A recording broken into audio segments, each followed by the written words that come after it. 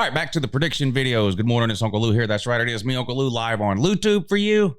Thanks for watching. Up today, the Texas Longhorns. Big shout out to Stingray and Motley Dog over on my Patreon page. Both of those scholarly individuals suggested that I do a Texas preview and prediction video. So Stingray and Motley Dog, here you go. I hope you enjoy it. Also, shout out to the comment section the other day. We did a live stream during the afternoon the other day where I asked people to give me their thoughts on Texas, and I incorporated some of what we found out during that live stream into today's preview and prediction video. So shout out to those people as well. The next prediction video coming up is Penn State. So again, shout out to everybody over on the Patreon page. That's where I get the teams from. So, you know, I come in here, I sit down, I go to the Patreon page, I scroll through the list, I pick a team out. That's the team I do.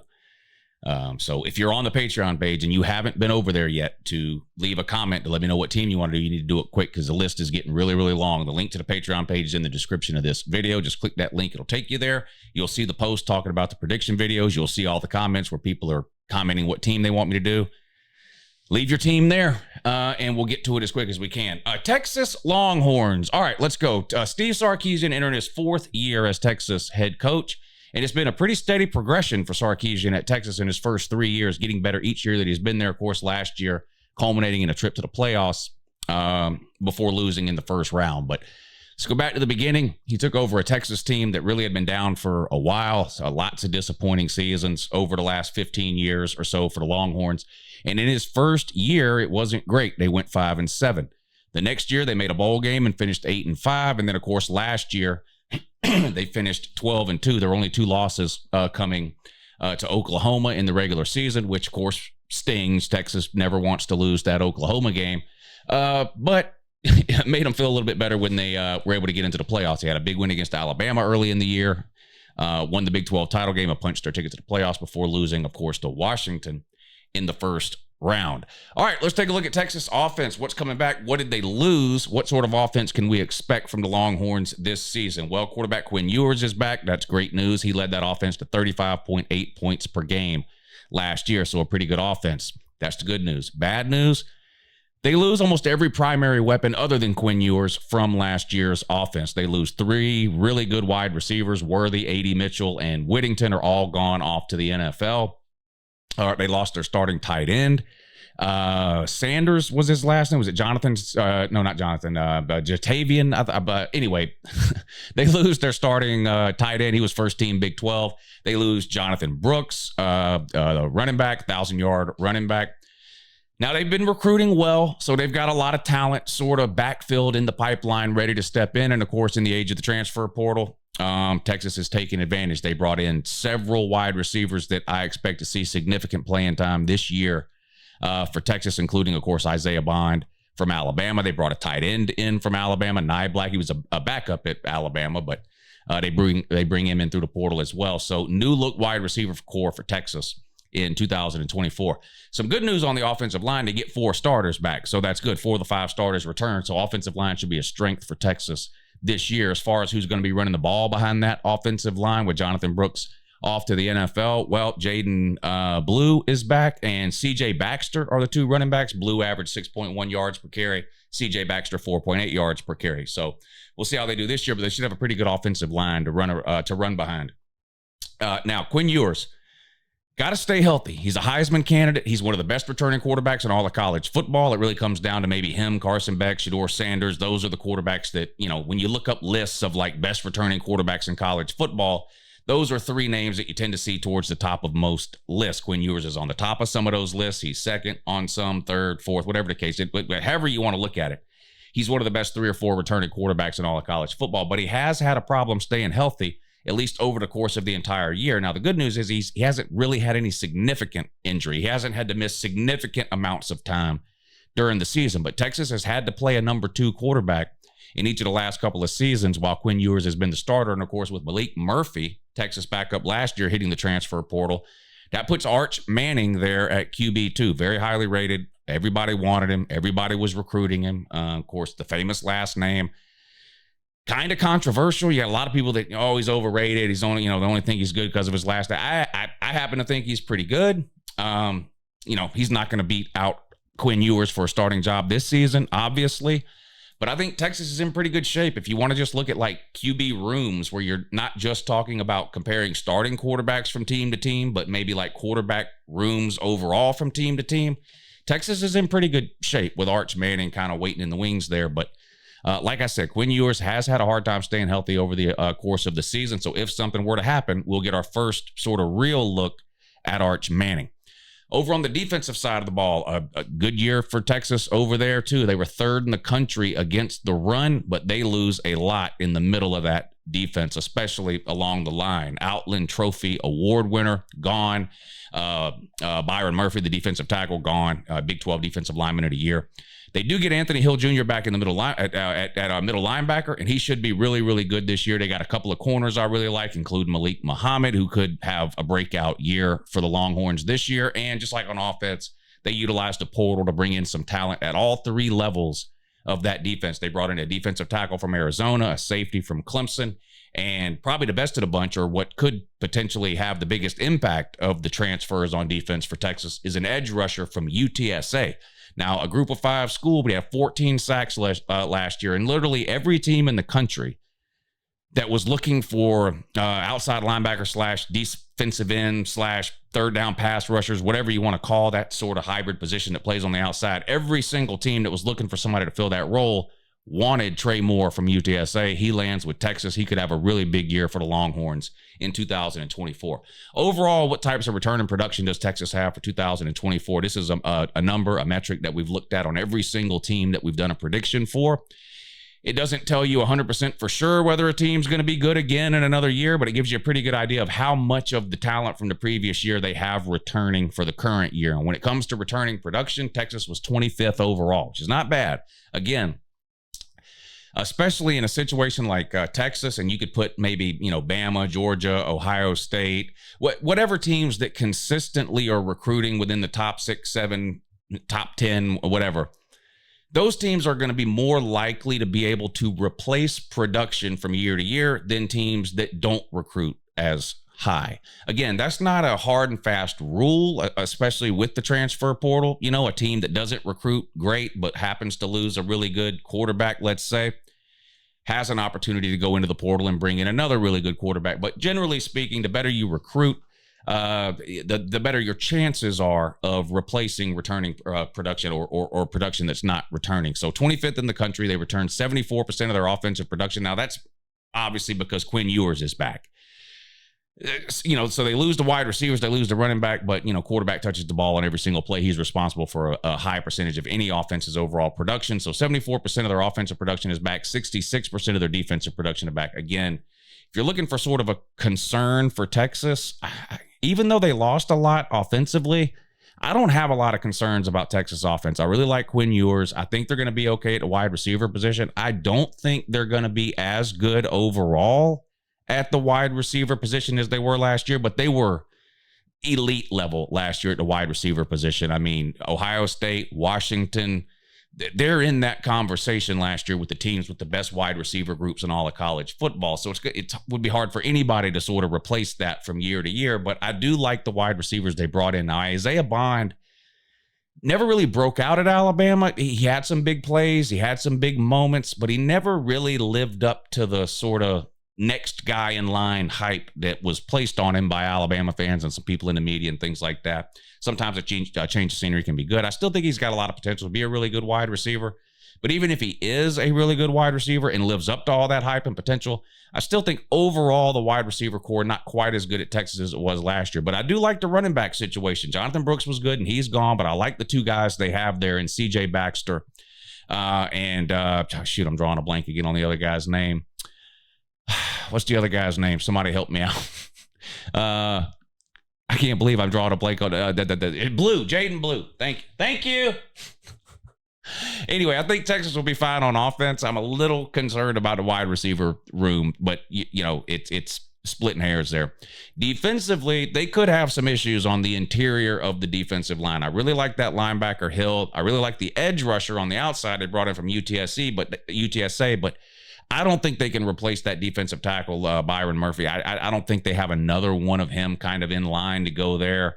And the corners, there's questions there. I'm not going to say it's a liability or a weakness, but there's somewhat of a question. I like Muhammad. He has a chance to be really, really good, but who's going to play on the other side? How good will they be? So some fair questions to ask about Texas heading into next year when you look at the returning production and the roster they're going to put on the field this year. What does Vegas think about Texas and their chances in 2024? Again, this doesn't mean this is what they will do. This is just a sort of an expectation of what they will do for 2024. And the Vegas odds for Texas as far as their win total, 10.5 wins. No, you can't win 10.5 games. If you know anything about gambling, this is a gambling number. So people are either betting that Texas is going to win more than 10 games or more than 10.5 games, which would be 11-1 or 12-0. Or less than 10.5 games, which would be, of course, 10-2, 9-3, or anything worse. This is a regular season number only, so the 12 regular season games. SEC, they've got the second best odds to win the SEC behind only Georgia, who they play at home in the regular season. We'll talk about that in a minute when we put the schedule up on the screen. So they've got the second best odds to win the SEC. And in terms of winning the national championship, they've got the third best odds. Behind Georgia, Ohio State, and then Texas is third. So pretty much everybody you talk to, every article you read, any preseason poll you look at, preseason magazine, any idiot on YouTube, myself included, the majority of people are pretty high on Texas for 2024. It's hard to find a playoff prediction anywhere that doesn't include Texas in it. A lot of people think Texas could win the SEC their first year in it. Let's find out. Let's put the schedule up on the screen and go through it game by game. I'll do my best to give you a winner and a loser for every single week. All right, couple of disclaimers here.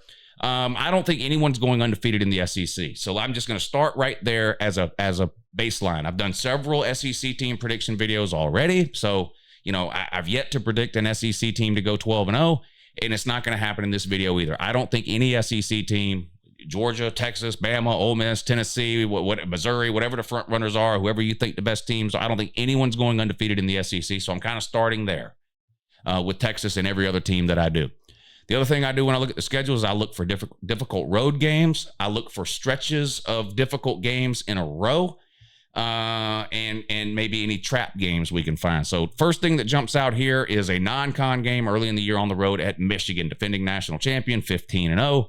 It's going to be a tough environment there at the Big House for Texas to go into and play early in the season. I think Texas getting their quarterback back is huge for this game early in the year. If you had a first-year starter, no matter how talented they were, this would be a tall task for a first-year starter to go into Michigan and be expected to win early in the season on the road. Texas with a returning QB, an obvious benefit to that. The other thing that sticks out to me here is the placement of the Oklahoma and the Georgia game. And I'm going to talk more about this when we actually start going through the games. But this is two tough games back to back. And I know there's a lot of Texas fans watching this video, and Oklahoma's terrible. They're not going to be any good. They're this and that. You hate it. Okay, I get it. But they beat you last year. I think Texas is better than Oklahoma. I think Texas is better than Oklahoma last year, but Oklahoma won the game. Point is, this is a rivalry game. It's a big game. It's the biggest game of the year every year for Texas and Oklahoma, right? It's a national game. Everyone watches. It's an emotional game. It takes a lot out of you. Having to turn around and play Georgia the following week is not ideal, to say the least. And here's the thing with Texas and with Oklahoma. And I've done an Oklahoma version of this video if you want to click back and watch it. And I talked about this when I talked about Oklahoma. There's a misconception when people talk about the SEC and how tough it is that every team is Alabama or every team is Georgia. That's obviously not the case. Vandy is terrible year in and year out, okay? And in any given year, there's 3 or 4 other teams in the SEC that are pretty bad. The difference, at least in my mind, particularly when we're talking about coming from the Big 12 to the SEC, because that's what Texas and Oklahoma are both doing. I want you to ask yourself, if you're a Texas fan, I want you to ask yourself, in a given year previously, what's the toughest road environment you find yourself in? I know Texas played at Alabama last year and won. Okay, so credit to them for that. I'm talking conference schedule here, generally speaking, year in and year out. It's the toughest road game somebody like a Texas generally finds themselves in from year to year. Keeping in mind that Texas and Oklahoma play on a neutral site every year. So Texas never has to play at Oklahoma. Oklahoma never has to play at Texas. What's the most difficult road environment those teams are used to playing in within the Big 12? At Oklahoma State? At Iowa State? That's just not the same as playing at South Carolina, at Florida. Those aren't great teams. It's tough places to play. At Auburn, not a great team. Tough place to play. It's the week in, week out sort of grind of the SEC that kind of gets misinterpreted, I think, by people outside the SEC. If they, they think Vanderbilt would go 12-0 in the Big Ten. No, Vanderbilt would win a single game in the Big Ten, just like they don't in the SEC. They're terrible. Again, they're awful. But the week in, week out grind of the SEC, in my opinion, is much more difficult than what it was in the Big 12. So when you see games like this back to back, just go back and look through the last 5, 6, 7, 8, 10 years of Texas schedule. Can you find any two games they ever played as tough as this Oklahoma-Georgia game that they're getting dealt year one in the SEC? Probably not. Now they get the Georgia game at home, and that's a huge advantage, obviously. But that's a tough two stretch of games there. And in my opinion, very unlikely that Texas wins them both. It doesn't matter whether I think Texas is better than Oklahoma or better than Georgia. Those are just two tough games to win back to back. After the Georgia game at Vandy, then another bye week. And then at the end of the season, the last 3 games, you've got 2 road games in 3 weeks at Arkansas and the huge one at the end of the year at Texas A&M. So that's what kind of stands out to me when I look at the schedule. Here's what I think Texas is going to do win-loss wise over the course of the season. I think they'll get a win in week 1 against Colorado State with little to no problem at all. I know everybody watched that Colorado State game last year. I believe it was a top 5 most game watch of the year. It was a great game, but Colorado State's just not very good. Texas will handle them at home, no problem. Then you've got the huge one on the road at Michigan. I've already done the Michigan version of this video, so you might already know this. I think Texas goes on the road and gets the win. Coaching turnover there. Head coach is gone. A lot of the offensive staff is gone. Now a lot of the defensive staff remains intact. And I think defensively, Michigan is going to be really, really good. A top 5 defense potentially in all of college football again in 2024. My questions about Michigan are about offense and how Sharon Moore handles the day-to-day duties of being a head coach. And yes, I know he was an interim head coach multiple times last year. That's not the same as laying your head on the pillow every single night for a year straight, knowing you're the head coach of Michigan. This is a tall task for both teams, honestly. It could go either way. I think it will be a close game. I think it will be a low-scoring game.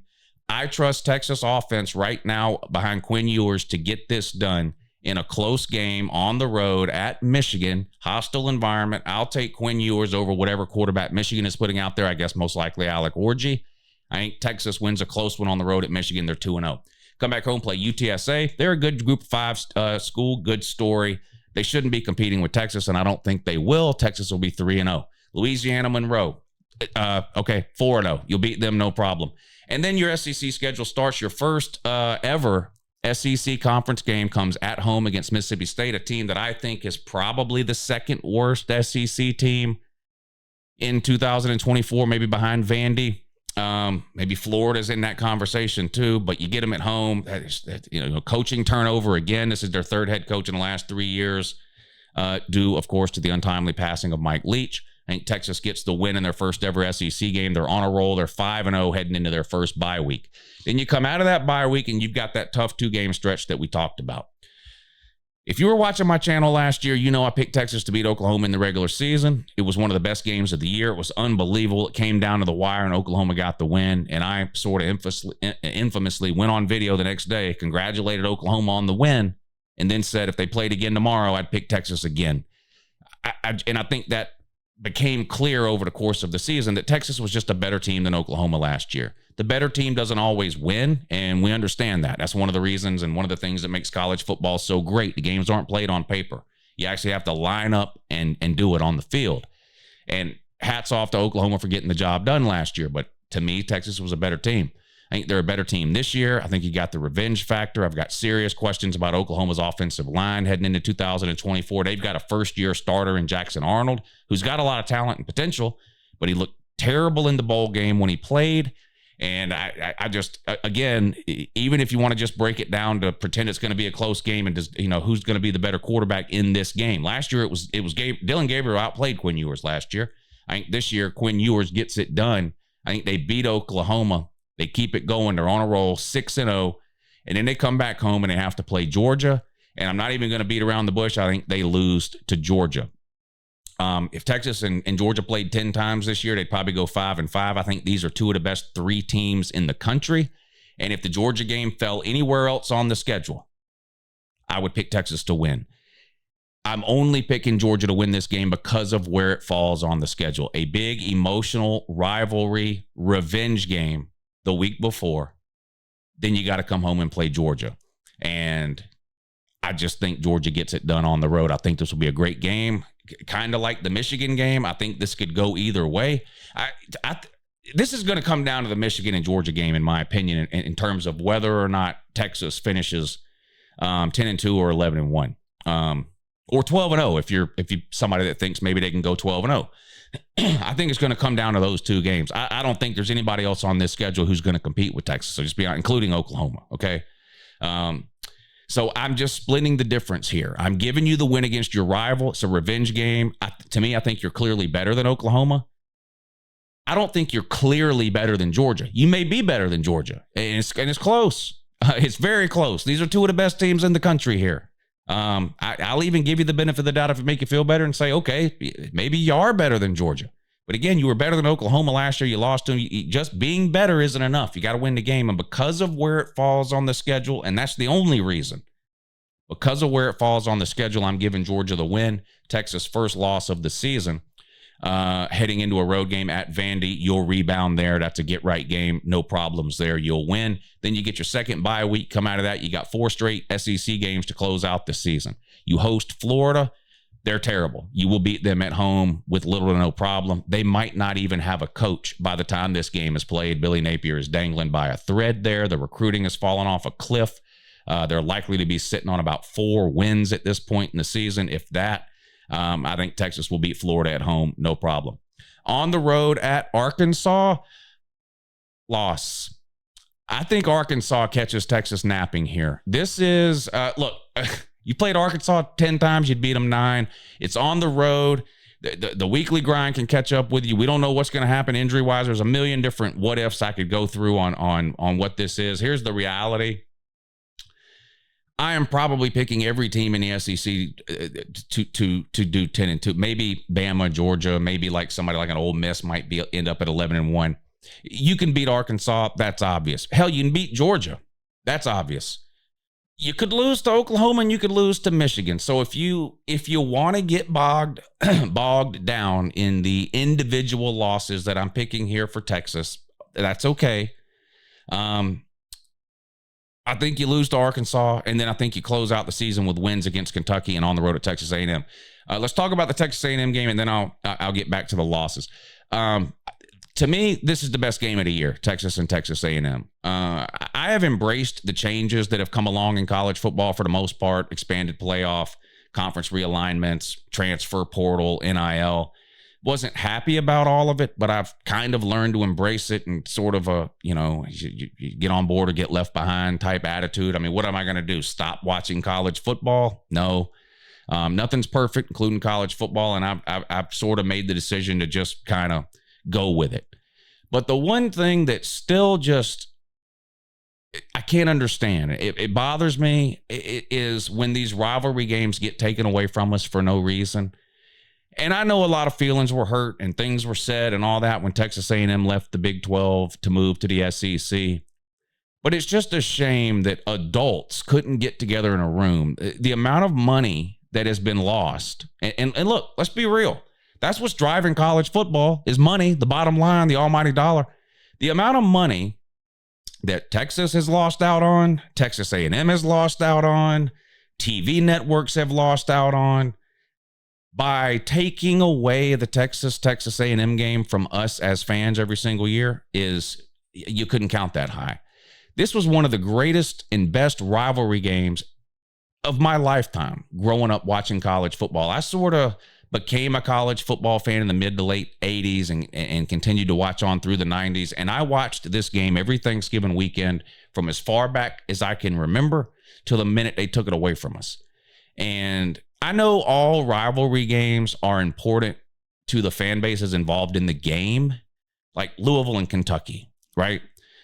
Very important to Louisville fans, very important to Kentucky fans, very important to people in the state of Kentucky. No disrespect to Louisville and Kentucky. It doesn't register on the national radar the same way a Texas A&M game does. And to have that game snatched away from us, now we're getting the Oklahoma State game snatched away from us through no fault of our own as fans. It's not the players' fault. It's not the fans' fault. It's really not even the coach's fault. It's people in ties sitting high up in a building somewhere making decisions. And that I cannot accept. I cannot accept. What we gotta hold on to something. Tradition is what draws a lot of us to college football. That's what made a lot of us fall in love with college football. A lot of those sort of traditional aspects of college football have been slowly taken away from us over the last 4 to 5 years. Leave this one alone, please. I'm so happy to have this game back. I made a video called "This is the best game of the year," and it was all about the Texas A&M game. And some people disagreed. They're like, no, Ohio State, Oregon, or Ohio State, Michigan, or Georgia at Texas. Those games are bigger. Yeah, I don't expect Texas A&M to be a playoff contending team this year. First year head coach Mike Elko. They lost a lot of talent through the portal. I know they brought some talent in too, but I like Mike Elko as a hire there, and I think he'll do better there overall than what Jimbo Fisher did. But not this year, I don't think. But so no, what does it have playoff implications? No, nothing like that. So I get it. So maybe those other games are bigger or more important to this season.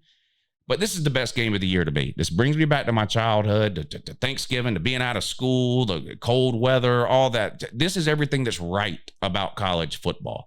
And I couldn't be any happier to have this game back. And with that being said, Texas is going to beat the soul out of Texas A&M. They just are. I don't trust Texas A&M this year. I just don't. And I do trust Texas. I think Texas beats the absolute soul out of them, which puts Texas finishing 10-2. Let's get back to the losses. I've got you losing at home to Georgia and on the road to Arkansas. The Georgia game, you might disagree with that, and I can accept that. But I feel like I can make logical arguments as to why I'm picking that to be one of Texas's losses. The loss on the road at Arkansas, I can't really make a logical explanation for that one. I can't. I feel like Texas is going to go 10-2. I've told you that I think Texas is one of the best 2 or 3 teams in the country. I think they are. I have no doubt about it. I would bet any amount of money right now that Texas makes the playoffs.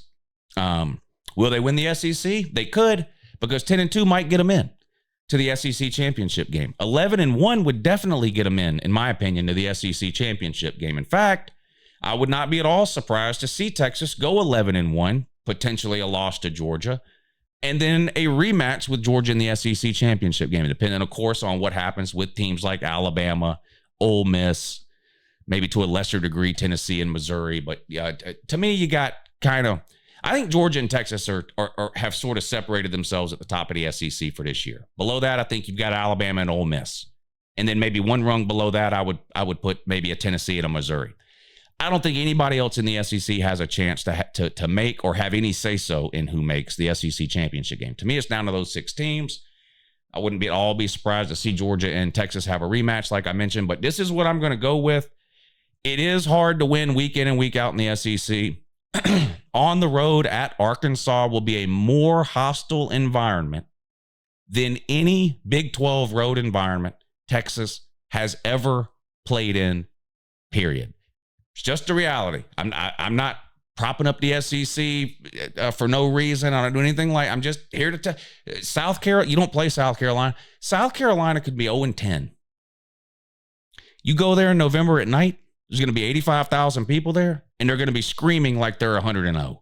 It's just a different feel in these road environments in the SEC. I think it catches up with Texas at some point in the season. So what does that mean? At Vandy? No. At Texas A&M? Well, maybe you think that's more likely. Okay, I think because that's a rivalry game, Texas is more likely to get up and play well against Texas A&M, whereas Arkansas is a sleepy game. It's probably going to be a noon game. Not very many people will talk about that game the week before that, I don't think. It won't be one of the marquee games of the week. It'll be one of those things. Look, let's stop pretending like good teams beat bad teams 100-0 all the time. Wasn't Texas losing to Wyoming at halftime last year? Georgia was losing to Auburn at halftime last year. They were losing to South Carolina at Auburn, they were losing to South Carolina at halftime last year. This idea that, well, this team is good and this team is not. Therefore, this team is beating this team 100-0. It just doesn't happen. I don't think Arkansas is a great team. I don't. I think this could be Sam Pittman's last year there as head coach. I don't think they're great at all. That doesn't mean that you're going to go in there and roll over them. Now, you might. I won't be surprised at all if Texas wins this game, 38-13. It won't surprise me at all. But you got to look for some surprises when you look at these schedules. And I don't know, losing at Arkansas seems like as big a surprise as anything else. So I'm going with that. I think Texas is 10-2. Losses at home to Georgia and on the road at Arkansas. A likely trip to the SEC championship game in year one for Texas. And before anybody tells me there's no way they're making the SEC championship game their first year, go back and look at what Missouri did in their first 2 or 3 years in the SEC. All right, appreciate you watching. Have a good morning.